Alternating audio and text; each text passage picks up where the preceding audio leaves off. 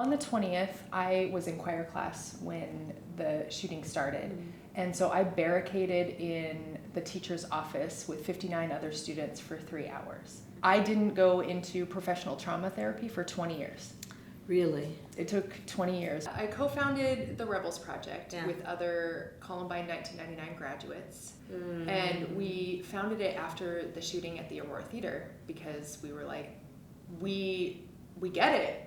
And as a physically uninjured survivor, I felt like my experience wasn't good enough. Because I teach seniors, they know my story. Yeah. Like, it's very age appropriate for them to know that. And when I first told them my story, I told them that because I wanted them to take the lockdown drills seriously, because I didn't want to freak out on them for something that like wasn't their fault or that they didn't know about. And by sharing that, like opening those doors for like them to see me be vulnerable, they're in turn more comfortable being vulnerable with me, and then I can get them the support that they need. Starting with the Columbine shooting, it has become much more the norm than not that our children are aware of the fact that it could happen, much less that it happens.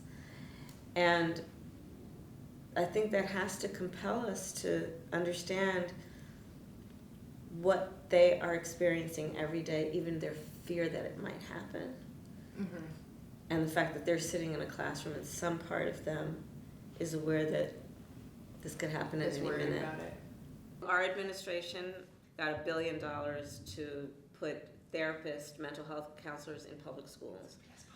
And we need to do a whole lot more, but it's a good beginning. It's a step. At my high school where I teach now, we had a shooting where it was across the street, so it's not considered a school shooting.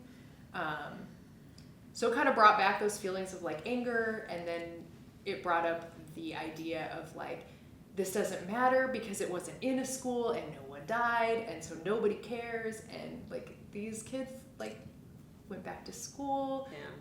We went back to school.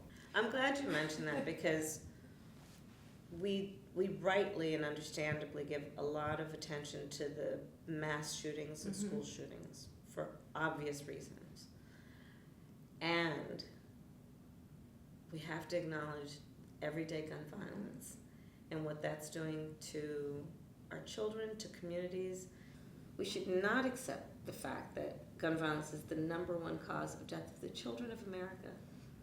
Not car accidents, not cancer. It doesn't have to be this way. Right? There are things we can do about it, including addressing the effects of gun violence, such as trauma, and then the work that we need to do around smarter gun safety laws. Please take care of yourself. Thank you very much for listening. Of course. Thank you for what you're doing.